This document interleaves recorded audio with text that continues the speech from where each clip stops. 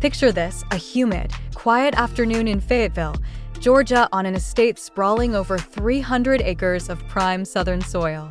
This is the promised land, a monument to excess once built by a heavyweight boxing champion and resurrected by a man who literally put dollar signs in his own name. But on this particular afternoon, the master of this domain, Rick Ross, is not merely lounging poolside with a glass of champagne. Music, instead, he is holding a stack of legal-size manila folders, and with a single tap on his screen, he goes live. This is not a promotional stream or a calculated PR stunt. This is an unvarnished, raw digital execution. For over 15 years, 50 Cent has operated as the undisputed, bulletproof king of social media trolling. But on this unedited live stream, Music, the chessboard didn't just slide, it was violently flipped. You need to watch this entire breakdown to the very end, because the financial plumbing Rick Ross exposed in this stream doesn't just damage 50 Cent's pride, it completely dismantles the economic myth Curtis Jackson has sold to the world for a decade. With the calm confidence of an auditor who has spent years waiting for the numbers to settle, Ross begins sliding sheets of paper out of those folders. These are verified corporate filings, unredacted deposition transcripts, and bank records from their tangled web of lawsuits.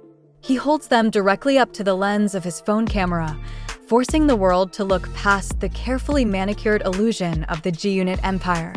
Ross whispers into the microphone, telling 50 Cent that while the world thinks he bought his massive Shreveport studio, the bank actually owns the brick, and he is just paying the interest.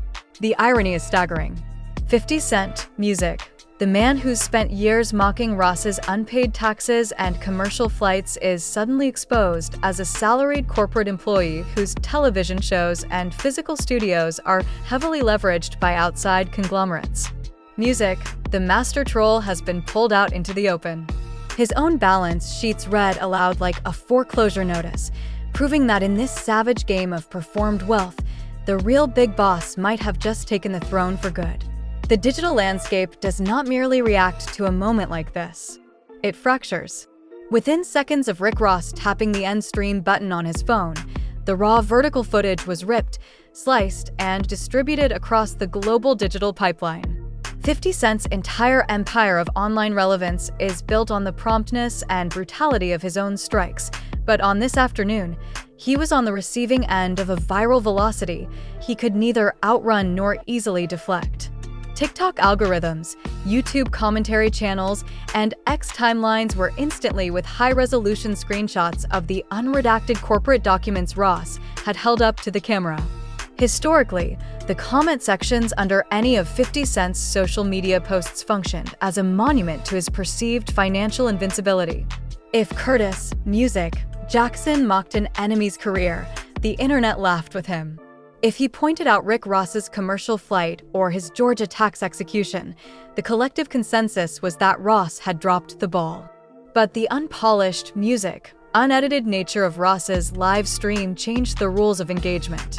Music, by introducing actual corporate schedules, municipal lease agreements, and bank discovery records into a space usually reserved for low-resolution memes, Ross bypassed the casual gossip mongers and invited the internet's amateur forensic accountants to the table. Music, the immediate fallout was not defined by emotional outbursts or typical rap beef hyperbole. It was defined by a sudden, intense public interest in corporate finance. Within hours, independent financial analysts and hip-hop commentators began pulling up public records to verify Ross's claims. The debate was no longer about who had the better verses or who possessed more street credibility. It was a cold, calculated dissection of debt-to-equity ratios and municipal real estate structures. The public was forced to look at 50 Cent's highly publicized Shreveport, Louisiana studio facility through a sterile, legalistic lens. Music, for months, 50 had been riding a wave of local and national press, presenting himself as a self-made studio tycoon who was single-handedly transforming a forgotten municipal giant into a Southern Hollywood. But the documents Ross displayed acted like a solvent on a cheap paint job. They revealed that the grand acquisition of the studio was not a purchase of land and brick, but rather a heavily subsidized leasehold agreement with the city of Shreveport. In the sophisticated world of commercial real estate, A subsidized lease is a brilliant tax shelter and a low-risk move. But in the unforgiving court of hip-hop public opinion, it was instantly framed as renting a trophy. Music. Then came the strike that targeted the very crown jewel of 50 Cent's modern identity, the power television universe. For a decade, Music, Curtis Jackson has used his television success to position himself entirely above the rap economy, presenting himself as a premium cable kingmaker. But the corporate flowcharts Ross revealed shed light on the harsh realities of television IP ownership. The legal truth was laid bare. Starz and Lionsgate own the keys to the vault. They own the characters, the brand, and the intellectual property. 50 Cent is a highly compensated creator and a brilliant producer, but he is ultimately a salaried contractor. If the network decides to sever ties, the empire remains in their vault, not his. This revelation divided the internet into deeply tribal factions. G-Unit loyalists scrambled to explain the basic principles of leverage, arguing that using municipal debt and network backing is how modern billionaires build empires without risking their own capital. But Ross's supporters countered with a simpler, more visceral truth. A true boss does not answer to a municipal landlord. And a true boss does not have his private balance sheets read aloud like a foreclosure notice on a humid, Music, Tuesday afternoon. The unedited stream stripped away the protective sheen of 50 Cent's public relations machinery, Music, leaving the master of online humiliation momentarily silent as the internet began to realize that the grand illusion of the G-Unit empire might finally have a crack, Music, in its foundation. To understand the sheer magnitude of the devastation Rick Ross unleashed on that unedited live stream, we have to travel back to 2008, an era when hip-hop was experiencing a profound, Music, tectonic shift. The old rules of engagement, once governed by physical street territory and back alley altercations, were being rapidly dismantled. In their place, a new, far more insidious arena was emerging: the digital narrative war. It was no longer enough to be a formidable lyricist. One had to be an exceptional brand strategist. And in this brave new world, Curtis Jackson and William Leonard Roberts, two were destined to lock eyes across a crowded room and spark a fire that is still burning nearly 2 decades later. The catalyst was deceptively simple: a perceived look of dismissive indifference at the 2008 BET Hip Hop Awards. 50 Cent, then sitting at the absolute zenith of his G-Unit empire, culturally bulletproof and backed by Eminem and Dr. Dre, allegedly looked right through Ross. For a rising star whose entire persona was built on the unshakable premise of absolute respect, that cold glance was an intolerable declaration of war. What followed was not a traditional exchange of lyrical sparring partners. It was a masterclass in asymmetrical character assassination. 50 Cent bypassed the recording booth, Music, and went straight for Ross's biography. He unearthed a truth that, by all traditional metrics of hip-hop credibility, should have instantly ended Ross's career. Official records proving Ross had previously worked as a correctional officer in a Florida prison. In an era still heavily bound to the authentic street kingpin mythology, this was the ultimate betrayal. 50 did not just release the information. He weaponized it into a multimedia campaign. Music. He created cartoon parodies of Officer Ricky, conducted highly publicized interviews with the mother of Ross's child, Music, Tia Kemp, and held up prison guard badges on national television. But Music, Ross did something completely unprecedented in the history of the genre. He simply refused to fold. Instead of retreating, Ross leaned heavier into the myth. He officially branded himself as the biggest boss, signed hungry, street-validated talent like Meek Mill, and built Maybach Music Group into an empire. He proved to the industry that in the digital age, music, a brilliantly performed myth, is infinitely more powerful than a documented biography. Yet, the parallel histories of these two men run far deeper than their public battles. The very monuments they built to assert their dominance are haunted by the same financial vulnerabilities. Take, for instance, Rick Ross's legendary Fayetteville mansion, the Promised Land. This 109-room megastructure, sitting on over 300 acres of Georgia countryside, was originally built in the 1990s as Villa Victoriosa by heavyweight boxing champion Evander Holyfield. It was a physical manifestation of Holyfield's massive athletic triumphs. But Holyfield soon discovered that a 54,000-square-foot palace carries a financial gravity of its own. Between a $10 million mortgage that ballooned to $14 million, crushing child support payments, and relentless IRS debt, the estate became a luxury line prison. Music. By 2012, Chase repossessed the property in a highly publicized foreclosure.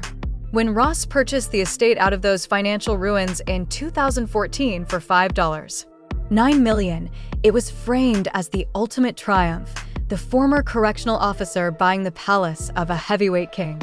But the ghost of Holyfield's financial ruins still lingers over those rolling hills. As 50 Cent dryly observed years later, a property that costs more to maintain than an operating nightclub is not an asset. It is a beautifully manicured black hole waiting for the owner's cash flow to falter. While Ross was navigating the delicate economics of his Georgia palace, 50 Cent was facing his own financial reckoning. In 2015, Curtis Jackson filed for Chapter 11 bankruptcy protection. Music. It was a moment of supreme irony that Ross's camp celebrated as a definitive victory. But the truth behind 50's bankruptcy was a highly calculated legal maneuver. Music. Staring down a $5 million jury verdict for leaking a highly sensitive video involving Lastonia Leviston, who was dating Ross at the time, and a staggering $17.2 million judgment for a failed headphone venture with Sleek Audio. 50 used the federal bankruptcy court to restructure his debt, freeze his liabilities, and shield his personal fortune. Music. 50 Cent testified under oath that his actual net worth was a fraction of his public projection, forcing the world to see the difference between the get-rich-or-die-tryin' icon and the heavily structured corporate entities that, Music, actually managed his wealth. Yet, much like Ross, 50 survived. He rebuilt his fortune around the highly lucrative Power television universe and his G-Unit film and TV production banner, rebranding himself as a sophisticated Hollywood producer. For 15 years, these two men have navigated parallel paths of spectacular triumphs and heavily shielded financial crises. They are two master illusionists who have successfully convinced the world of their absolute financial invincibility, even while navigating tax liens, foreclosures, and massive legal judgments. But by holding those unredacted corporate discovery documents up to a live camera on a random afternoon, Ross did something far more damaging than calling 50 Cent a snitch or a liar. Music. He reminded the world that behind the diamond-encrusted chains and the television executive credits, both of them are still subject to the cold, unyielding laws of the ledger. This is where we must abandon the theater of social media and enter the sterile, unforgiving world of corporate accounting, lease agreements, and debt-to-equity structures. To understand why Rick Ross's livestream did not just sting 50 Cent, but Music actually threatened to compromise his commercial credibility, we have to look at the exact financial mechanics of what was exposed. Music. In the modern entertainment economy, there is a massive, carefully guarded chasm between being a wealthy individual and being a sovereign corporate entity. One relies on a fee-for-service model, the other operates on direct equity ownership.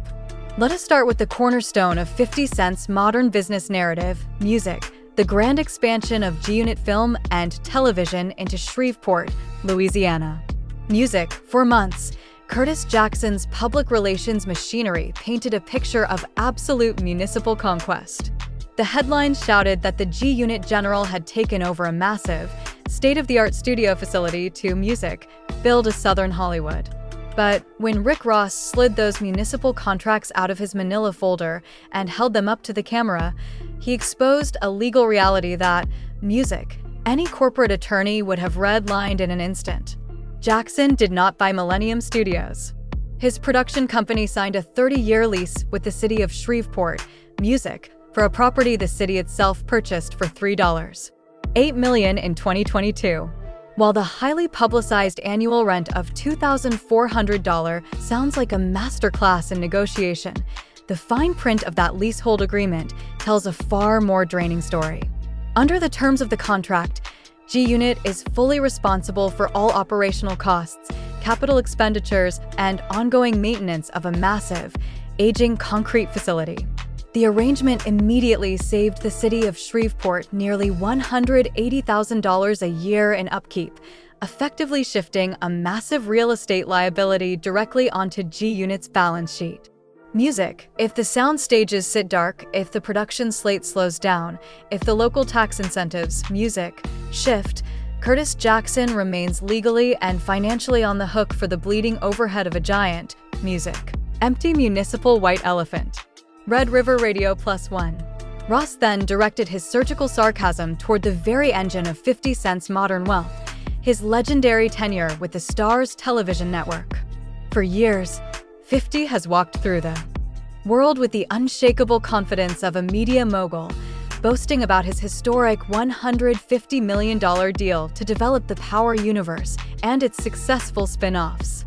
But Ross held up the corporate flowcharts that exposed the structural limits of this television empire. In September 2022, Jackson's overall production deal with Starz officially ended. In a series of frantic, now deleted social media posts leading up to that exit, Jackson openly admitted his frustration, writing that he was desperately trying to buy his universe back from Starz so it could travel with him. Revolt TV +3. But he couldn't because in the legacy model of television production, G-Unit Film and Television was never the owner. Music. They were merely a hired production vendor.